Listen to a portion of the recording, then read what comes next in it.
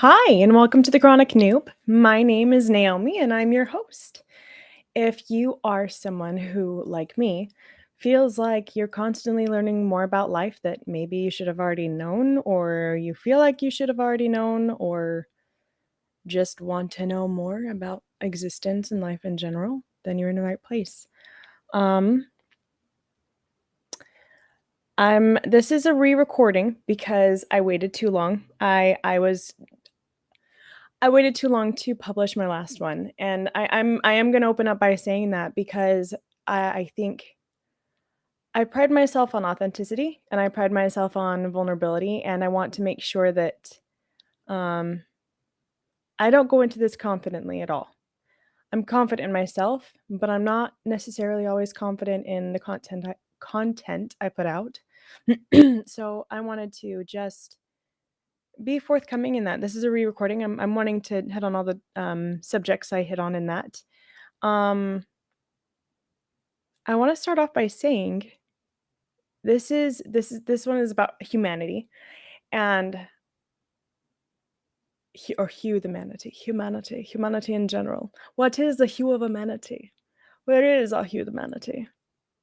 I don't know. I don't know where our humanity is. That's basically what I'm getting at, and what I'm trying to I'll say it more simply. I'll say it more simply.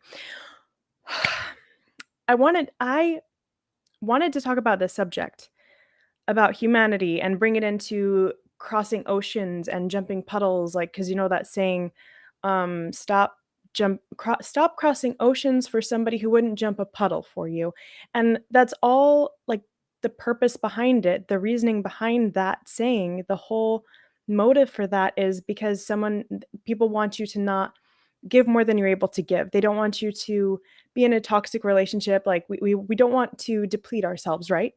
So I'm gonna get into that. But the part that I wanted to start off with, this is something that I was just flabbergasted at, and it was about the sinking of the Titan that happened just a few weeks ago, that submersible that, imploded near the Titanic resting place, and all the nasty things that came out, like, not necessarily after we figured out all the information about it, then there was sympathy and stuff, but before they found it, before they knew the fate of it, the comments that people would say about these rich people and the opportunity they had, and they're messing with their lives, it's too risky, like, all this stuff about, "Oh, well, they knew the risk before they dove down there, and if they have that much money to blow on a ticket to go somewhere they shouldn't be like, to take that big of a risk." Like, can you imagine? Can you just picture this for a moment? Can you imagine knowing somebody who has gotten in a car accident and saying to them, "Oh, well, you know what? You knew the risks before you have the means to drive a dangerous vehicle, and you know the risks of getting behind the wheel. So you know what? You're kind of it's a risk you're willing to take." Can you imagine? Can you imagine saying that to somebody who'd been in a vehicle accident? Like, look at the statistics of car accidents. Roads are dangerous, okay? Let's just put that there. Like, yes, I know what their excursion was much more dangerous. I get that. I understand that. I'm not gonna go into, like, the mechanics of it all. Like, you can go watch videos on that if you wanna learn about that. But these people who are almost dehumanizing the gentlemen who lost their lives in this, well, before they knew their lives were lost, I think there was that aspect of it too, like, almost reveling in the idea that they were, like, sitting at the bottom of the ocean in fear or something. I didn't see as many of those comments after, they found out that it had imploded, but before they knew, there were just a lot of comments dehumanizing these men for going somewhere they shouldn't go, taking risks they shouldn't take, having the means. A lot of it had to do with money. A lot of it had to do with, "Oh, well, if I had that much money, I would blah, blah, blah." It was all dehumanization, and it was a lot of it had to do with the amount they had in their pocket. Um, and that was just so disgusting to me, how people could so easily dehumanize another human being. And so I wanted to bring humanity into this, just in general. why does the depth of someone's pockets determine whether or not they are humanized to another person's eyes? And why is it it's interesting because the people who were seemingly dehumanizing these people seem to think that they were more human than the people they were dehumanizing, deautonomizing. They seemed to feel like that, almost put themselves on that pedestal. And to me, there's less autonomy in taking somebody else's autonomy away than there is in having the characteristics that someone would deautonomize you for. You know what I mean? I don't know if that makes any sense. Hopefully it does. But, there's what have we come to as a society where we think it's okay to dehumanize somebody because we don't understand their perspective? This also when you judge somebody else's decisions off of your experiences, when you are only looking at someone's decisions based off of your experiences, then hold on, let me adjust my camera really quick. Then you literally are looking at it through a pinhole. There's no way you can actually look at it with an accurate picture. You can't see the whole picture because your experiences are different from theirs. So to get to the headspace where they were at in order to make that decision, you would have to put yourself in their shoes. And so when somebody is judging somebody else's decision making, such as, buying an expensive ticket to go to the bottom of the ocean, um, I think that that is the most inhumane thing inhumane judgment to cast, if that makes sense. That's the most, um, unempathetic way we can look at things and decisions that people make. So I kinda wanna bring that into play as well. Bring empathy into it. Um, sorry, I'm saying a lot. I realize that. I hear it too. We can't judge somebody else's decisions off of our own experiences. We have not been in their shoes. We don't know. We don't know what led them to make those decisions.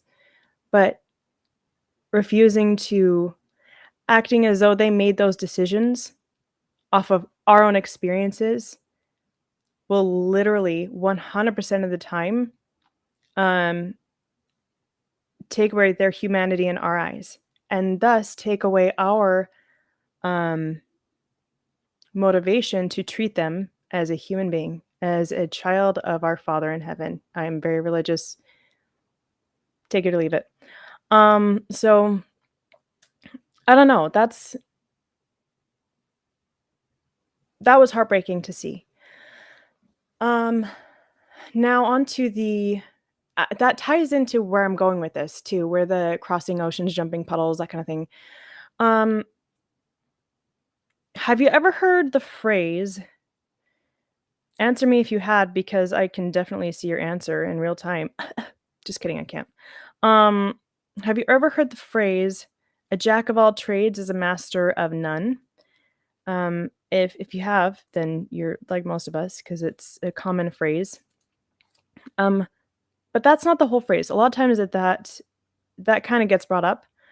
A jack of all trades is a master of none. When somebody can do a lot of things, it's almost like, um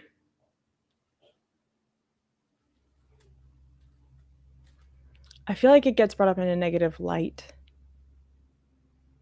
when somebody thinks they can do a lot and they're like, "Oh, you can do a lot of things. Oh, jack of all trades is a master of none." The other part of that though is a jack of all trades is a master of none, yet oftentimes better than a master of one.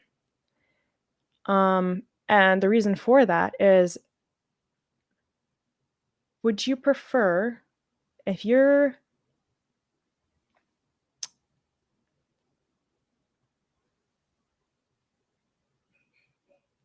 hmm, if you had a stain in your carpet, or if your dishwasher broke, or if your lawnmower broke, your car broke down, would you prefer to have someone there who was a financial expert who had no idea how to do anything else? Or would you prefer to have someone there who learns as they go and knows how to use YouTube efficiently, YouTube University? It's where I get all of my degrees. And like for instance, cubing. I'm doing a 5x5 as I speak because sometimes it helps me think, but oftentimes it slows me down too, which I feel like it's also been doing. So I'm going to put it down right now.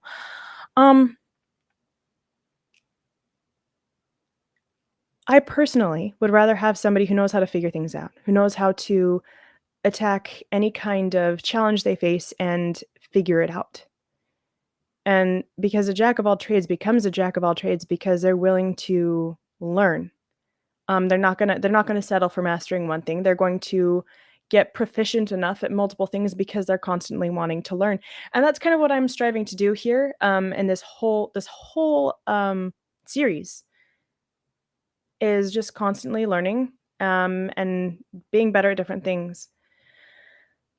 The reason I brought in the jack of all trades sayings is because I think personally, I personally believe that never jump stop crossing oceans for somebody who wouldn't jump a puddle for you.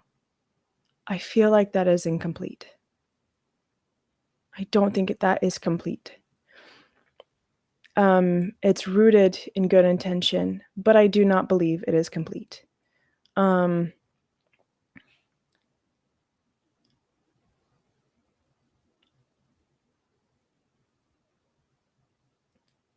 I can tell you right now that I will never stop crossing oceans for my children. Ever. In fact, for one of them, I actually moved across the country a few years ago. That's how it started. To a state that I never wanted to live in. Because I hate bugs that are parasites. And the mosquitoes in Florida are from another planet. You can swim through the air here. It is so thick. Sometimes we live by the coast, so it's not too terrible. But I never wanted to live in Florida. However, my son has asthma, and it has been he was in the hospital every other month when we lived in Utah, and now he has not had a single trip to ER in the nearly 3 years we've lived here. 2 years? 3 years. 2 years? 3 years. 3 years? Wow. And I will never stop crossing oceans for my children. And I can tell you right now, they're not willing to jump a puddle for me. But I'm not expecting them to, and they're not making any promises to. And that's where that becomes incomplete. Everyone is able to show up a certain way in the relationships they are in their friendships, and the connections they have, they're able to show up in a certain way.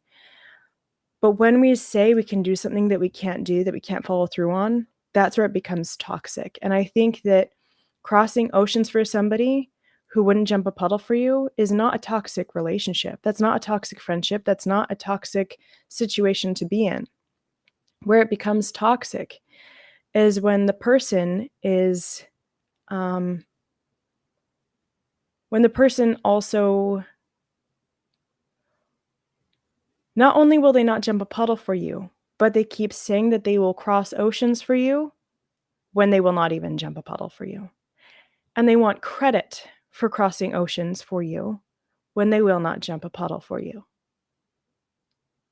And the reason that becomes toxic is what would be for instance, if someone said,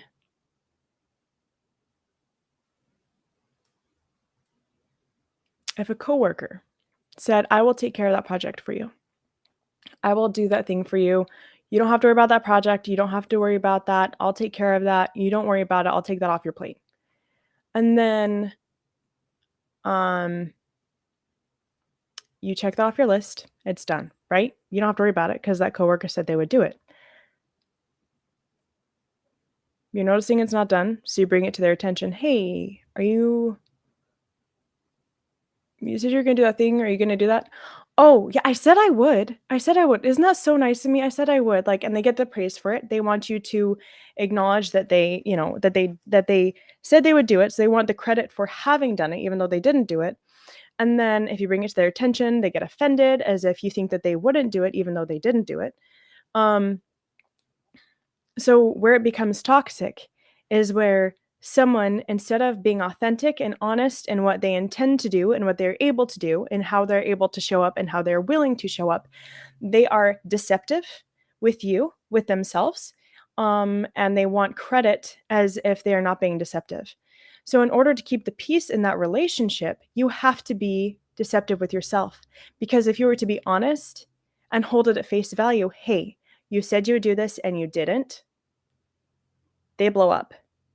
So, in order to keep the peace in that scenario, what ends up happening is you have to be dishonest with them and with yourself. Because not only if you say it in reality, you said you would do this and you didn't, they will blow up. If you said that to them, they would blow up. But on the flip side of it, they want to be treated as if they had done it. That's the other element here is they want to be treated as if they had done it. So in order for you to keep that relationship in any kind of harmony, in any kind of positive light, you literally have to be dishonest with them and with yourself. And that's where it becomes toxic. Is somebody else's dishonesty, somebody else's warped reality, somebody else's um, desperation to have a deceptive reality, have a warped reality where they get credit for things that they didn't do. Um, it literally takes something out of you because it compromises your integrity. It compromises your integrity, your core values, where you are an honest person and you have to validate their sense of self in order to keep the peace in that relationship, and that's where the relationship is not worth it, because you're compromising your integrity to stay in that relationship. I've had a few of these. I've had a few of these circumstances. Um, and that's why I talk about it, because that's why I feel like it's I mean, I have friends too where if you're able to do something for somebody and they're not able to reciprocate, is that a big deal? Like, just think about it for a second. Think about the people in your life who haven't been able to reciprocate. Is that really a big deal? If they can't show up the way that you can? Is that really a big deal? Because I think for most people it's not. But what I'm talking about here is where you literally have to compromise your own integrity. You have to be dishonest, in order to keep the peace in that relationship. So that's where I'm like, I don't think that's worth it. That's where you lose yourself in order to stay in that friendship, in that relationship, in that connection. In order to stay on that level, you have to be deceptive with yourself and you lose yourself along the way. Like I said, I've had multiple instances of this. And I don't know how personal I'm gonna get here. I'm kind of gonna play it by feel because I don't want to be exploitative, but at the same time, I think that there is a value in being authentic and honest and real about what has been going on or what has been dealt with. And I'm going to bring that into humanizing people. I was in a meeting earlier today where we talked about, oh gosh, I totally blanked just now. We were talking about learning. Oh, that's what I brought up. I brought up being someone's cup of tea. I had an experience where Um, I I I was in this situation with friends where I was going through something difficult, and I had a specific friend who kept making a specific promise to me to show up because I play a game um as an outlet. I'm a gamer as an outlet, and this person kept like saying, "Oh yeah, I'm gonna play with you. Yeah, when do you want?" Like, because they kept asking what I needed, and I didn't need anything from them, but I was like, "Hey, if you want to play sometime, let me know." They kept making promises and scheduling times to play the game with me, and then they just never showed up. Um, but they still wanted to be treated as though they were the kind of person who would show up for me I guess, walk with me to the ends of the earth. And it took a few months of being flaked on, and then it turned around every time plans would fall through. Every time I got flaked on, this person would then be like, "Oh, I'm so sorry. You must think I'm horrible." And they would engage my empathy side, which would then in turn need to comfort them for flaking on me, for not showing up the way that they said they would, which it wasn't even a need for me. It was a want. It was an outlet, you know? So they kept flaking on me, and it took months of that before I was able to take a step back from the situation. And it wasn't that they didn't have enough time. There was almost a month there where we were on a phone call. We'd be talking on the phone for multiple hours a day. And I was there for them through a lot of stuff. And they wanted credit for being there for me, but then again, they couldn't even show up in a way that I didn't even need them to, but they wanted credit as if they were, I don't know, being the best kind of friend I could have. And so I realized I was kinda losing myself in that particular relationship, and I had to let go of that friendship. I had to let go of that friendship. There's also other dynamics that I've dealt with along the way where someone wouldn't cross a puddle for me, like, and if someone says they're not able to, that's one thing. You know what I mean? Like, if someone can, just say what they mean and be authentic about how they can show up, that's one thing. That's not gonna be toxic. People should be allowed to show up how they're gonna show up, but the dehumanization that comes for yourself when you're being dishonest, because when you're losing yourself, you're losing your autonomy, your self-autonomy, and you stop standing up for yourself. And so standing up for yourself almost sounds like you're being a drama queen. Ooh, it feels contentious to people who were used to you being deceptive with yourself to save their face with you. If someone was wanting to save face with you, but the way they went about that was by deceiving you in an obvious way and expecting you to be dishonest with yourself, that's not gonna be good. Um, I had another experience, it was also a gaming friend, and this is where the cup of tea thing comes in, is I just be honest about how you humanize people, be honest in your communications, because I humanized somebody who didn't I don't feel like this person gave me very much autonomy, but they acted as though they did, and this is another person who acted as though they cared about the thing I was going through, and, um, I kind of vented about the thing I was going through, quite a bit, and this person, they said I kept being like, "Oh, is this too much?" And they were like, "Oh, no," like, because I had kind of a group of friends going, and this person ended up, ghosting me and then acting like I misread the situation when they directly communicated something else. Um, and I reached out to them to follow through on something that I had promised. Actually, I had promised to reach out to them at a certain point in time in a certain circumstance. I'm not gonna go into too many details, but I was following up on that, and then they ghosted me, and I was like, "What's going on there?" And they basically told me that I was overbearing, I was making everyone miserable, and I was like, but, to be fair, I kind of, do kick a dead horse sometimes. I do that. I can go in circles sometimes when I'm venting. Okay, 'kay, I'll be the first to admit that, or the second. I don't know if someone's already admitted that to you today, but just in case.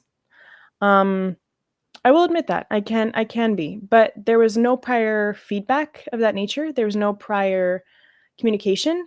In fact, the communication had been exactly opposite. And so then on top of that, they said I was making everyone miserable, and they said that I it was hard for everyone to communicate with me because I am terrible at reading social cues, which is also partially true, because I'm someone who I value direct communication. I value direct words. Say what you mean what you say. I'm not gonna deal with passive aggressive shenanigans. I don't do that. I don't do guessing games. I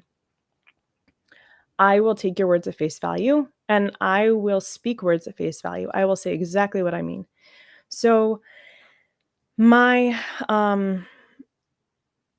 so the whole thing about being hard to communicate with, I was making everyone miserable. No one liked this particular game with me, blah blah blah, like all the things.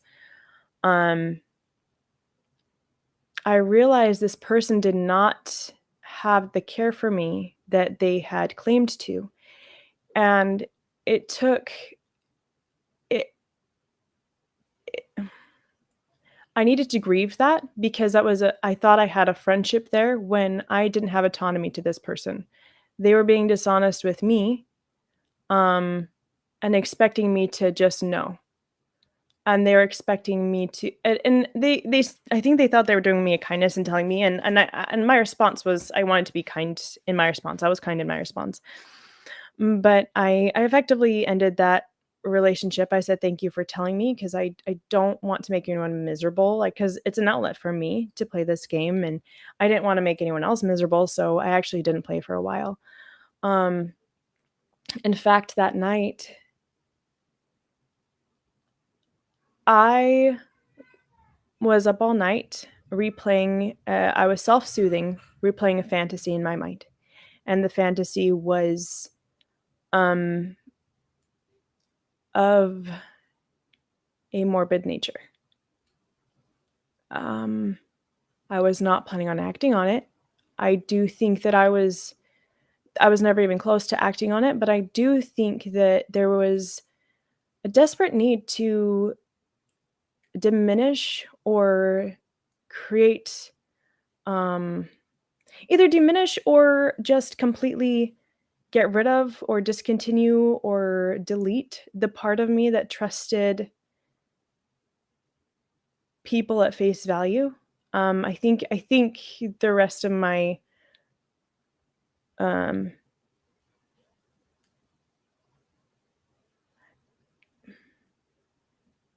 I think I needed to unalive the part of myself that thought that that person cared about me on a human level.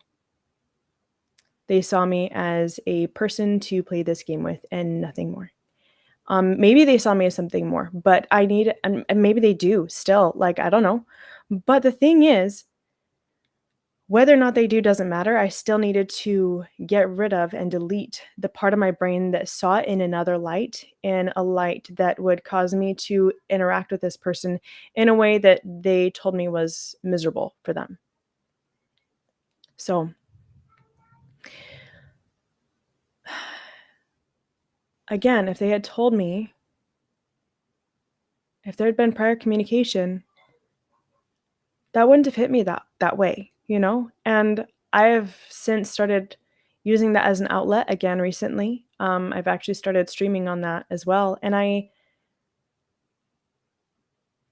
it's been an incredible experience. I've met some incredible people, some really incredible people that I wouldn't trade for the world. Um, and the point that I made in my previous meeting today is that if you're not someone's cup of tea, then go find someone else whose cup of tea you are. Don't cast your pearls before swine. And it's not that people who don't like you are swine, okay? That's not what I'm saying. People who don't like you, that if someone doesn't like being around you, that doesn't mean they're a pig, that doesn't mean they're a bad person, okay? That's not what that means. Um, were there more graceful and kind ways for that person to have gone about that? Absolutely. I'm sure there were. I'm sure there were. Um, in fact, I know there were. But,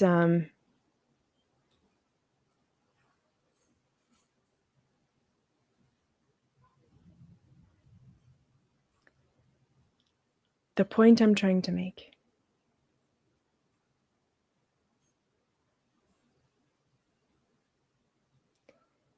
is humanity doesn't lie in whether or not you completely understand somebody else's experiences or whether or not someone is willing to do the same things that you're willing to do. It's not a competition, and you don't have to agree with them in order to give them humanity. In order to humanize somebody, you do not have to have the same experiences. You don't have to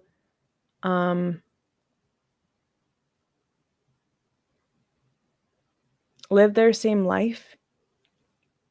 You don't have to agree with someone. You don't have to, whether or not you give someone humanity, whether or not you see someone as a human being with feelings who is worthy of kindness and goodness, that is not dependent on whether or not they are willing to do as much for a friendship as you are. That is not determined by whether or not they have the same experiences as you. And if those are determining it for you, then please check yourself.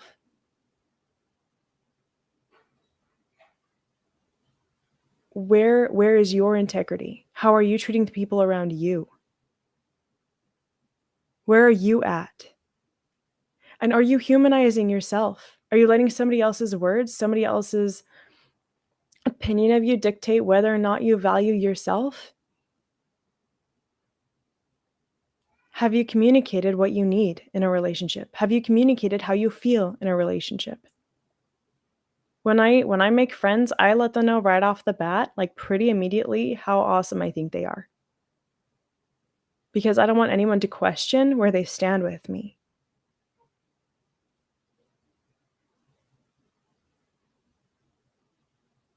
But I'm authentic in it.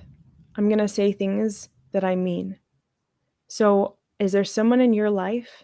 Where are you at? Is there someone in your life who either you're not being honest with, or you are having to be dishonest with yourself in order to maintain a friendship with them, a relationship with them? I actually lost a relationship with me. This wasn't a relationship that I ended. This is a relationship that somebody else ended because they wanted credit. They wanted,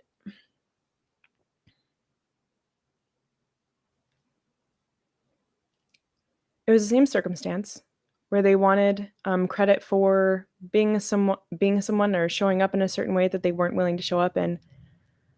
But they're like, "Hey, do you want a friendship? Do you want a relationship with me?" And I was like, "I value you. Here's how I value you.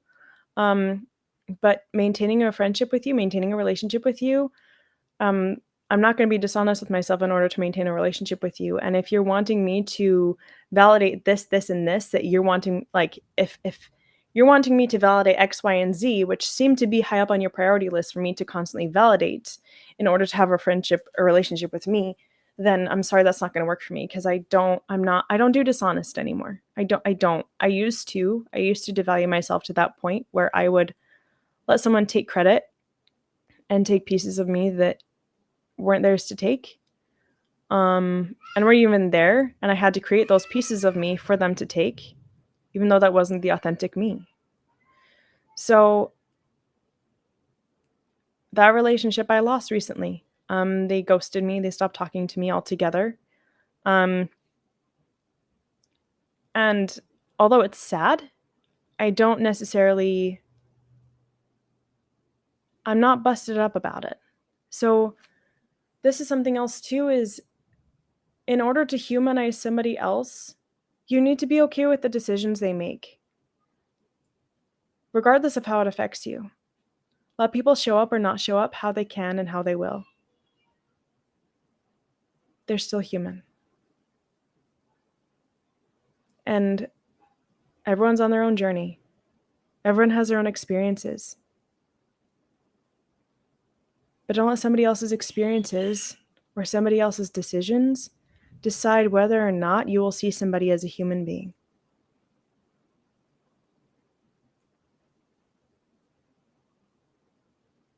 Don't be toxic.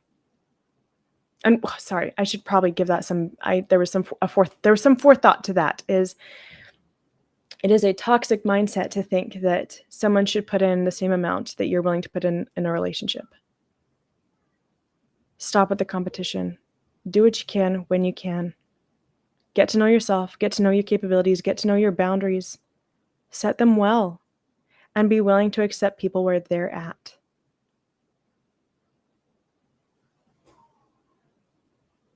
And make sure you set the boundaries of not letting somebody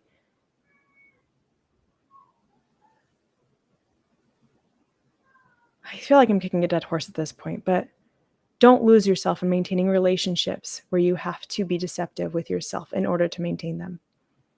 That is toxic. That will bleed you dry. I hope I had some perspective to I hope you learned something. I know I learned some things. I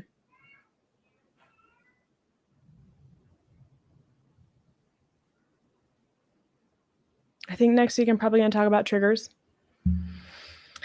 Because that's something I talked about in the this episode previously recorded, I actually talked about a trigger, but I don't think it'd be quite on topic for what I mentioned here just now. So, I hope you have a wonderful night, and thank you for listening. I really appreciate you hearing me out. Sorry, this is less of an upbeat, episode. Actually, I'm not sorry. I need to stop apologizing. Dang it. I need to not apologize as much. Thanks for hearing me out. I really appreciate it. And I really hope that maybe I helped you think of something in a different way. Anyway, thanks for being here. I'll talk to you later. I'll see you next time, or you'll see me, I guess. I don't know. But yeah, thanks so much. Bye.